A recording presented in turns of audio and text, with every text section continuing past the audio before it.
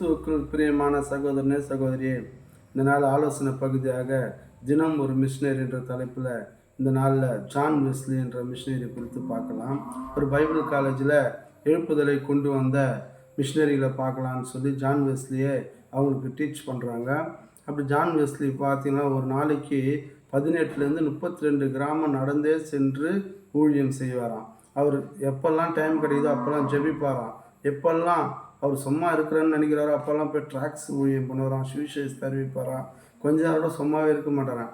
ஏன்னா அவ்வளோ ஆத்மா பாரம் அவருக்குள்ளே இருக்கான். அதனால தான் ஆண்டவராக இயேசு கிறிஸ்து அவருக்கு லட்சக்கணக்கான ஆயிரக்கணக்கான ஆத்துமாக்களை ஆதாயம் பண்ணும்படி அவர் பாக்கியத்தை இந்த ஜான் வெஸ்லி கொடுத்துறான். அப்படியே அந்த ஸ்டூடெண்ட்டுங்களை இந்த ஜான் வெஸ்லி வீட்டுக்கு கூப்பிட்டு போயிட்டு இந்த ஜான் வெஸ்லி வீட்டை காட்டினாங்களாம். அப்படி காட்டுறப்போ இதுதான் ஜான் வெஸ்லி ஐயா டீ குடிக்கிற இடம் அப்படின்னு சொல்லி ஒரு அறையை காட்டினாங்களாம். இதுதான் ஜான் வெஸ்லி ஐயா பைபிள் வாசித்து தியானிக்கிற இடம்னு சொல்லி இன்னொரு அறையை காட்டினாங்களாம். இதுதான் ஜான் வெஸ்லி ஐயா ஜெபிக்கிற இடம்னு சொல்லி ஒரு ஜெப அறையை காட்டினாங்களாம். அந்த ஜெப அறையில் பார்த்தீங்கன்னா ஒரு பள்ளமாக ஒரு இடம் இருந்துதான். அது என்னன்னு கேட்குறப்ப இங்கே தான் ஜான் வெஸ்லி ஐயா முழங்கால் படிட்டு மணிக்கணக்காக ஜெபிப்பார் அப்படின்னு சொல்லி அவர் காட்டினாங்களாம். இப்போ ஜான் வெஸ்லி ஐயா இப்பேற்பட்ட ஊழியங்களை செய்தாருன்னா அந்த ஸ்டூடெண்ட்டுங்க சொல்லி கொடுத்து அவங்கள கூப்பிட்டு போகிறப்போ ஒருத்தர் மிஸ் ஆகிட்டாராம்.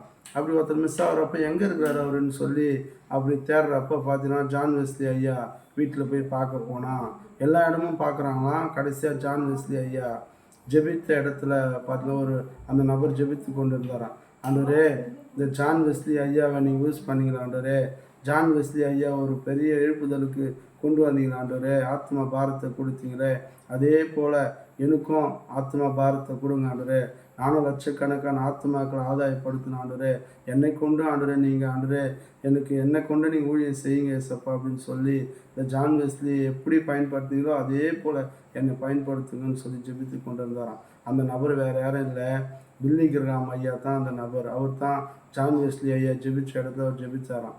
இப்போ பார்த்தீங்கன்னா ஜான் வெஸ்லி ஐயாவை காட்டிலும் கோடிக்கணக்கான ஆத்மா அந்த பில்லி கிரஹாம் ஐயாவை கொண்டு ஆண்டவர் செய்தாராம். அமெரிக்காவில் ஒரு மாபெரும் எழுப்புதலை கொண்டு வந்த அந்த பில்லி கிரஹாம் ஜான் வெஸ்லி ஜெபிச்சதுனால ஆண்டவர் இவருக்கும் அப்பேற்பட்ட பாரத்தை கொடுத்தாராம். அன்றைக்கு பார்த்தீங்கன்னா இந்த பில்லி கிரஹாம் ஐயாவுக்கு முன்னாடியும் சரி பின்னாடியும் சரி இவ்வளோ பெரிய ஒரு ஆத்ம ஆதாயம் செய்த நபர் யாருமே இல்லைன்றத்தக்கதாக அந்தளவுக்கு ஆண்டோட ஊழியத்தை இந்த பில்லி கிரஹாம் செய்தாராம். இன்றைக்கு நீங்கள் நானும் கூட இதை கேட்டுக்கொண்டிருக்க சகோதரனே சகோதரியே, நாம் கூட இந்த ஜான் வெஸ்லி ஐயா போல் ஒரு ஆத்மா பாரம் இருக்கா? இந்த பில்லி கிரஹாம் ஐயா போல் ஒரு ஆத்மா பாரம் நமக்குள்ளே இருக்கா? இன்றைக்கு நாம் எப்படியாப்பட்ட வாழ்க்கை வாழ்ந்து கொண்டு இருக்கிறோம்?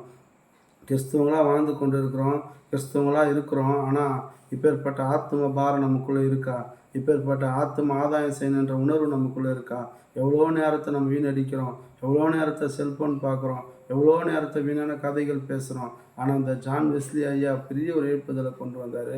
அது மாத்திரம் இல்லை, பில்லி கிரஹாம் ஐயா ஒரு பெரிய எழுப்புதலை கொண்டு வந்தார். இவ்வளோ வருடங்கள் கழித்து நம்ம அவர்களை பற்றி பேசுகிறோன்னா அவர்கள் செய்த ஊழியம், அவர்கள் செய்த ஆத்ம ஆதாயம். இன்றைக்கு நீங்கள் நானும் இப்பேற்பட்ட ஊழியத்தை செய்ய நாம் முன் வரணும்.